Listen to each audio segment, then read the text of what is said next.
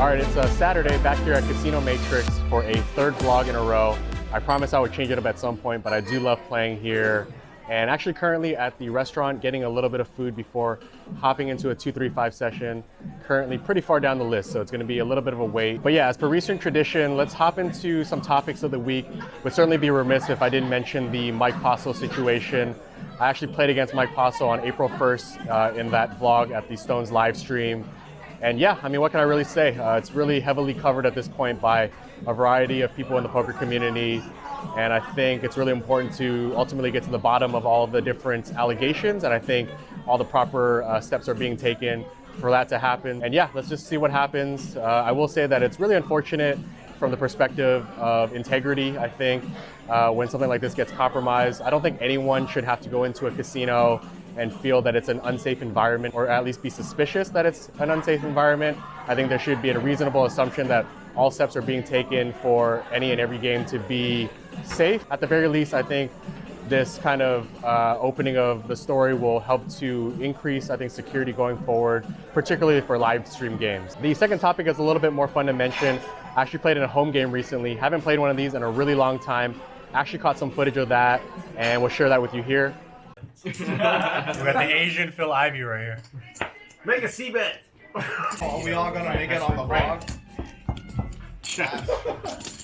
Did you even look at the card? That's good. Yeah, I checked. Okay, go ahead. I think I might have the best hand. I think you might have. Go. All right, let's go.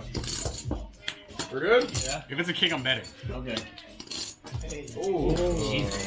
Nice guy. Okay, I check. I check. I get H-check. You win.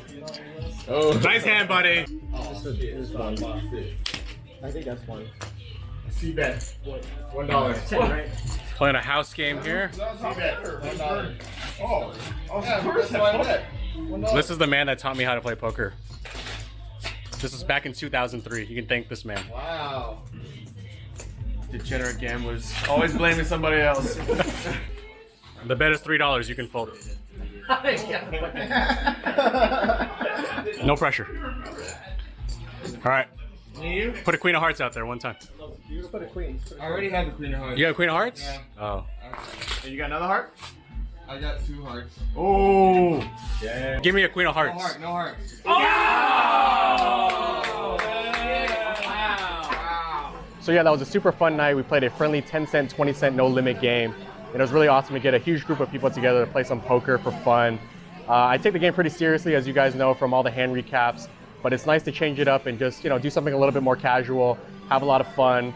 It was with a lot of close friends from elementary and middle school. Some of the guys you see in there are guys like Andy, who's the one that hosted the game. He's the dude that's really yoked. Chadwick's in there. He's the guy that I recently went to the Gilman Brewing place with. And you'll see Alex in there as well, who's the guy that actually introduced me to the game of poker in 2003. So super fun night, and I hope you enjoyed some of those clips there. So the game actually ran until about 2 or 3 a.m. I got home at about 4 a.m. and I actually woke up that following Sunday with just a few hours of sleep, and I hopped into the Lucky Chances weekly Sunday tournament where 10K or 8 or 10K is the first place guarantee. They're like the fun. You have to be 21 too. Not that much fun.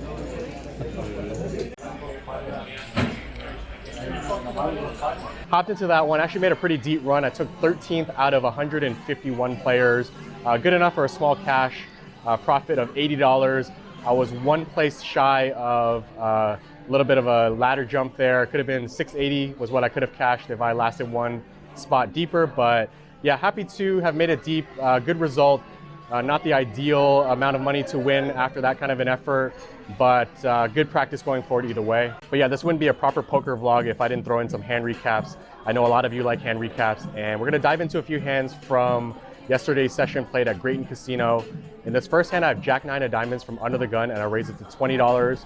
I get a call from only the button. We go heads up to a flop of 8-4-3 rainbow with 1 diamond. It's a good flop to c-bet with 2 overs and some backdoor draws available. So I c-bet $25. He makes the call. The turn brings in some of that backdoor possibility in the form of a 10 of clubs.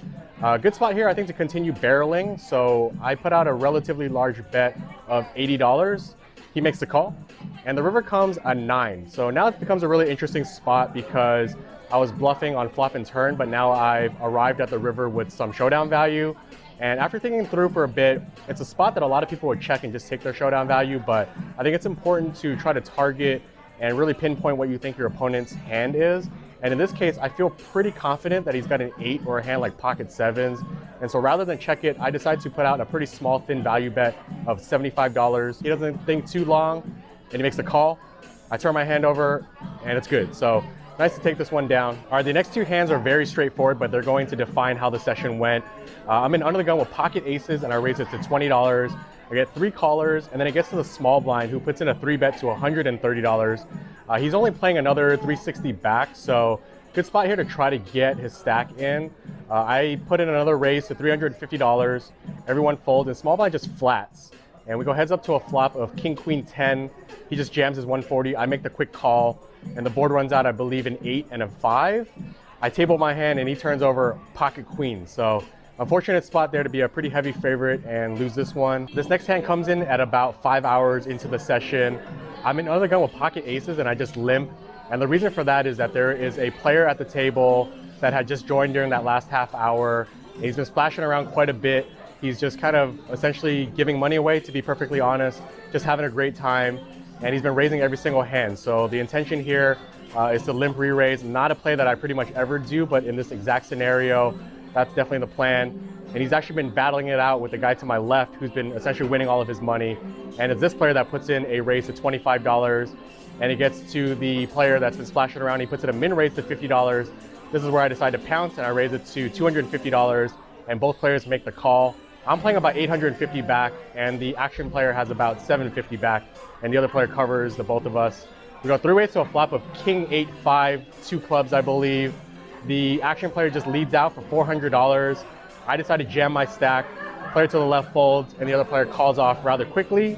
We go to a run out of king, 9. I turn my hand over, and he tables king, 7 off suit. So really unfortunate spot, and double this player up and essentially get felted here myself. But yeah, after this hand, I just decided to rack up my remaining $100.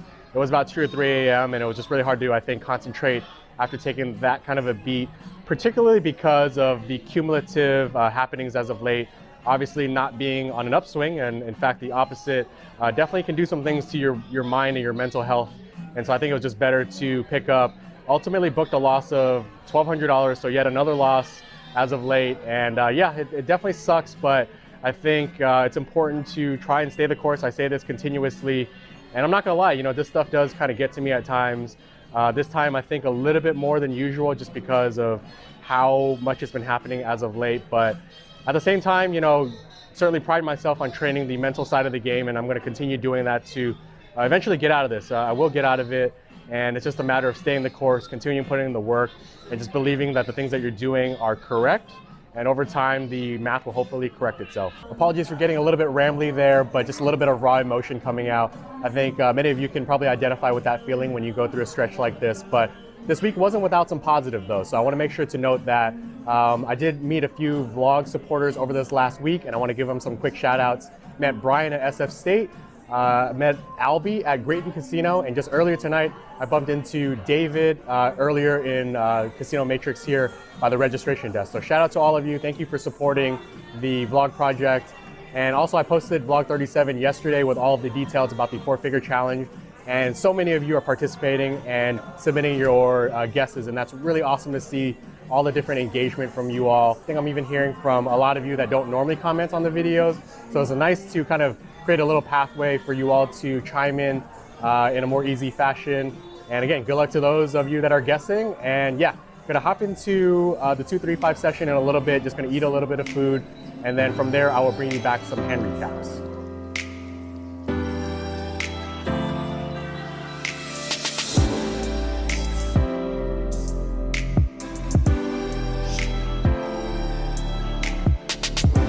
All right, just taking a mid-session break here. Let's run through a few hands up to this point. First hand of note, under the gun limps. I'm in under the gun +1 with walking sticks, and I raise it to $25. Get calls from the cutoff and the limper. Through raise to a flop of ace-10-4 rainbow. Action checks through. Turn comes a 5 of clubs, putting some straight possibilities along with the backdoor flush draw. Checks over to the cutoff. He bets $40. Under the gun folds. With my exact hand holding, it's not the best holding because I'm blocking the most plausible bluff that he can have, being 6-7 or 6-7 of clubs. But he's been splashing around a little bit, so I make the call. The river comes a king, I check it, he checks back, table our hands, and he shows pocket sixes. So edge him out here and take this one down. In the hand immediately after, I'm in under the gun with queen jack of spades, and I raise it to $20. Get 4 callers, so we go 5 ways to a flop of ace 10 deuce rainbow with 1 spade, so gut shot with backdoor spades. I decided to c-bet it for $40, and it gets to, I believe, cutoff, and he puts in a raise to $140. Gets to me, I decided to make the call. We're playing about $500 back from this point, and got some implied odds. I think he's a little bit shallow, but I decided to make the call. The turn comes a very good card. It comes the king of hearts, so make Broadway. I decided to check it with the intention to check jam, of course, but he checks it back. And the river comes a 7 of spades. I decided to bomb it here. I put out a bet of $350. He's in the tank for quite a while, for about, I want to say, 2 minutes. And after deliberating for a while, he's looking at me up and down. He decides to settle on a call. So table my hand, take this nice hand down. If I had to guess, he probably had a hand like ace 10. Seems to be the hand that makes the most sense to raise flop, then check turn, because he might be afraid of a hand like ace king. And then realizes that probably his hand is a little too strong to fold on the river and makes the call. And yeah, nice to get some nice run good to start the session off. Next hand is a 4-way limped pot. I'm in the big blind with jack 3 of diamonds. 4 ways to a flop of jack 7 deuce 2 spades with 1 diamond, so top pair with backdoor diamonds. I bet $10 and I get calls from middle position and the button. Turn comes a king of diamonds, so I pick up the backdoor flush draw. I decided to check it this time, and middle position puts out a bet of $50, only leaving $75 back. Button folds. I don't think I can fold given the strength of my hand with some outs to come on the river, so I make the call. The river comes a 6 of clubs, so brick out here. I check, and he decides to jam for the $75, pretty much as expected. It's a pretty close spot. I mean, I guess he can have a king here, maybe a king high flush draw that continued on the flop. But I also beat hands like queen 10 or queen 10 of spades, since I don't block any spades there. So after thinking about it just for a little bit, get stationary, make the call, and he turns over king queen off suit. So nice float for him on the flop, and he gets and realizes equity a little bit there on the turn, and gets the rest of the money there to double up from me. Just one more quick hand to run through. I'm in the cutoff with ace jack off suit. I raise it to $20. Button puts in a 3-bet to $65. Both of the blinds fold, and he's playing about another $270 back, and I decided to just let it go here. A hand like ace jack offsuit has some reverse implied odds, and despite the dynamics I think that can exist between cutoff and button, his stack is just a little bit too shallow, I think, to want to continue. So make the pretty quick fold, pretty easy fold, I think, despite wanting to play that hand. But yeah, he was nice enough to actually show his hand, and he shows me ace king offsuit. So nice to get away here and lose the minimum. So those are the main hands up to this point. I've been playing for about 2 to 3 hours, in the game for 600. Currently I've built it up a little bit over 1,000, maybe 1,100 or so. So a nice little start to the session, but as we all know, no limit hold'em can change on the turn of just one hand. So gonna try to continue playing well, stay disciplined, and try to find spots that are profitable. All right, let's run through some more hands. We're definitely playing some poker tonight. In this hand, there's a button raise to $20. I'm in the big blind with king 10 offsuit. I think it's a hand that plays better as a 3-bet, being out of position. So I 3-bet it to $75. He makes the call. Heads up to a flop of 9-7-5 2 hearts. Not the best flop, but I don't want to lose control or lose the lead in the hand. So I c-bet $50, down bet it. He makes the call. He's got about $400 back. And the turn comes a 10 of diamonds, so really good because my hand is now a value hand. I debate between continuing to bet or checking to induce. I decided to just check in and hope that he'll blast off with maybe flush draws, pair plus straight draws, those types of holdings. But unfortunately, he checks back. The river comes a 4 of clubs, and I decided to bet $125 for value. I'm not exactly sure, to be honest, what I'm targeting, but I feel pretty confident that I've got the best hand, and I don't want it to just go check, check. So I settle on that bet of $125. He tanks for a little while and lets it go. So take this hand down. All right, this next hand, under the gun +1, raises to $20. I'm on the button with king 4 of hearts, and I decided to call, a little bit loose, but sometimes I'll play these kinds of suited hand combos in position. He's playing about $300 back, and we go heads up to a flop of queen 7-3 all diamonds. not a good flop at all. But after he checks it, he looks pretty weak, so I try to just take it down with a flop bet here. I bet $30. He thinks it through for a little bit, makes the call. The turn comes a king, so now I pick up value. I make a hand here, and this time he leads for $75. He's only got $160 back, and if I'm betting that flop and I'm making some type of hand on the turn here, particularly a king, I don't think I can get away. So I make the call. The river comes a 9 of clubs, and he jams all in for 160.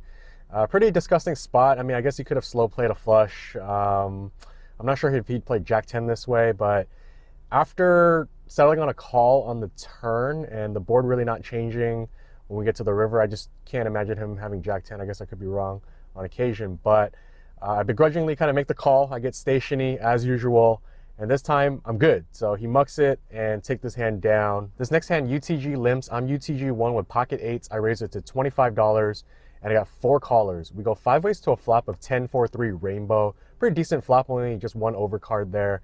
And when he checks to me, I bet $50 and only the small blind calls. The turn comes a 10 of hearts, and small blind checks it. It's a pretty good card for me. It makes it less likely that he has a 10, but not sure if I can get all 3 streets of value, so I check back for pot control. I think it could be wrong on occasion if I'm just allowing a hand like ace high or king high to peel, but settle on a check. The river brings a deuce of hearts, so it does complete the backdoor flush draw. He checks it though after tanking for a little while, and I'm feeling pretty confident that I've got the best hand. And as you all know, I kind of like going for thin value when I feel like there's a fitting opportunity. So I bet $50. He makes the call. I table my hand, and it's good. He said he hit a deuce on the river, so most plausible holding is probably a hand like ace deuce. This next hand cutoff raises to $30. He's one of the tightest players at the table, and he hasn't been coming in for open raises too often.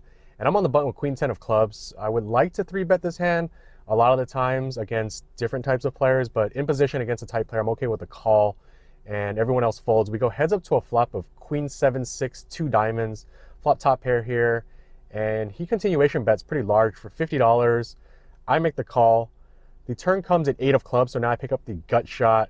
He doesn't stop betting though. He bets $100, and I guess I can get away here if I fully put him on a hand like pocket kings, pocket aces.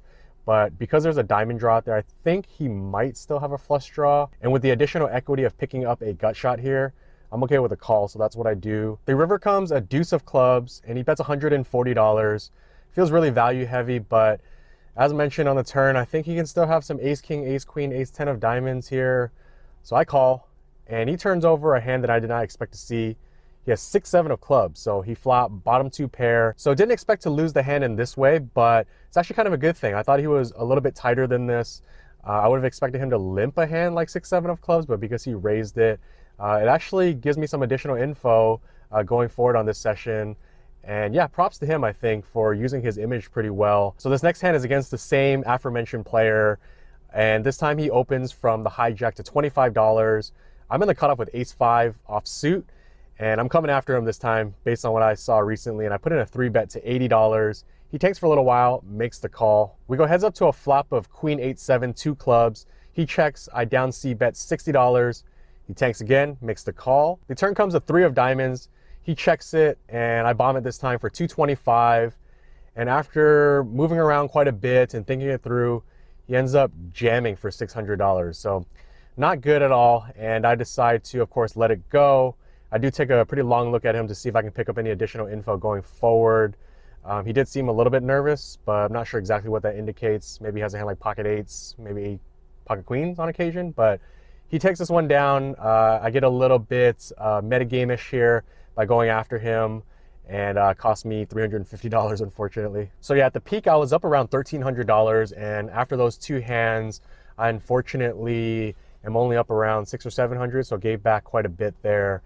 Did have one small highlight, did make quads with pocket 10s, but it was only a $50 hand. I had raised pre-flop, and some other player called off with just $25. He actually said he had pocket jacks. I'm not sure if he did, but yeah, anytime you can make 8 digits on the board, it's a good thing. So happy to have taken that one down, albeit a small pot. But yeah, gonna hop back in there, probably just put in one more little round here before calling it a day, and see if I can continue to run it up from here.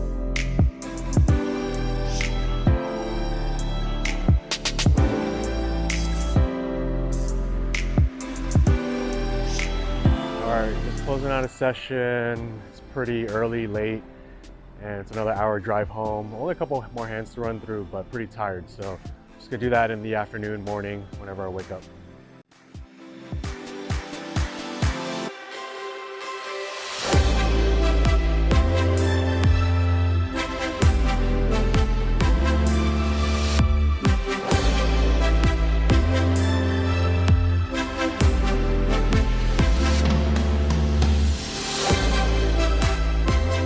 Grabbed some dim sum from Good Luck Dim Sum in the Richmond district of San Francisco.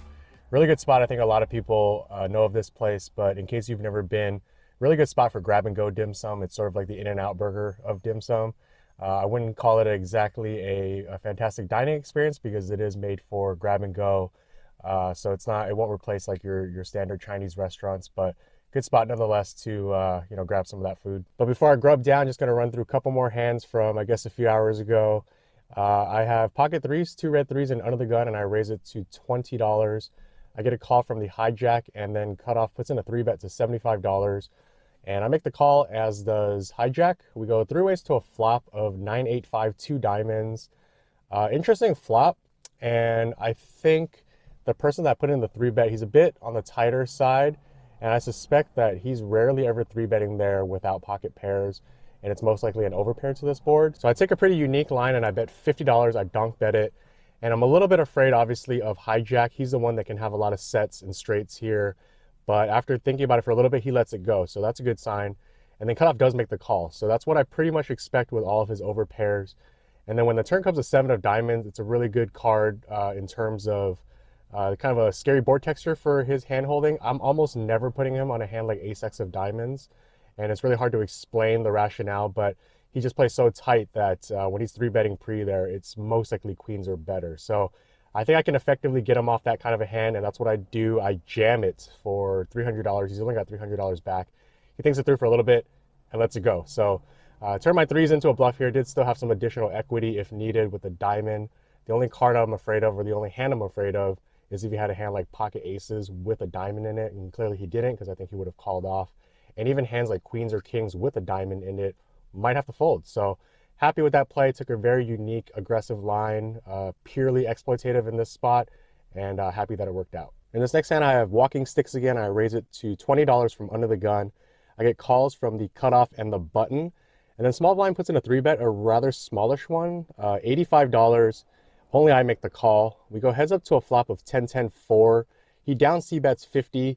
Can't go away, so I make the call. The turn comes in 8 of spades, and this time he slows down and he checks it.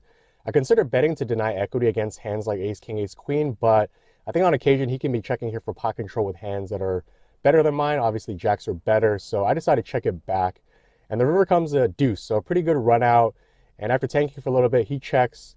And again, I like to go for thin value on most occasions, but this time I didn't want to value own myself, so I decided to just check it back. And he turns over 5-6 of spades. So he was definitely playing pretty unique there, taking some aggressive lines. Happy that my 7s hold up. It would have been really crazy if like a 7 hit on the river, because he would have hit a disguised straight and I would have hit a relatively disguised full house. Lucky that he doesn't get there. But yeah, happy to take this 3-bet pot down. So yeah, those are the main hands noted after that last break that I took yesterday. There are plenty more hands that happened. They weren't all super interesting, but unfortunately I was kind of on the wrong end of things and kind of hit a little bit of a slide after those 2 hands. There were some 3-bet pots that I whiffed and just made second best hands a good amount of the time in the remainder of the session. I ultimately dwindled down to a profit of just $275. I cashed out $875. So obviously a little bit disappointed. Anytime you have a pretty high peak and then you don't leave with that peak, but just got to think about poker as a one long session, as many would say. And I think still pretty happy to get back in the winning side of things. And yeah, so book a nice little win. 2 quick little things before wrapping this video up. Met another vlog supporter named Brian. He came over to the table and chatted it up with me a little bit. Really cool to talk a little bit of poker, a little bit of life. And the other thing is that I'm actually going to be going to New York for a family trip in the first week of November. I did a little bit of light research on the poker scene out there, and it doesn't look like there's much going on. I'm not going to have time to go to Atlantic City, so I'll be super grateful that any of you have any info on some games that I can potentially hop into. I think there are some clubs out there, but but I'm not exactly sure kind of how access works. I have zero understanding of, East Coast poker. So if anyone has any info or any kind of hookups and can kind of put me in touch in a way where I can at least fit a session or two, it'd be great to kind of capture some of that for the channel, as well as just to play some poker on the East Coast. Drop a comment down below and maybe we can connect more directly from there. But yeah, that's going to wrap things up for this one. Happy to be back in the winter side of things. Next vlog will probably cover the 4-figure challenge, hopefully. Hopefully we get there sooner rather than later. And yeah, that's going to wrap this up for this one. Thanks for watching as always, and I'll catch you all on the next one.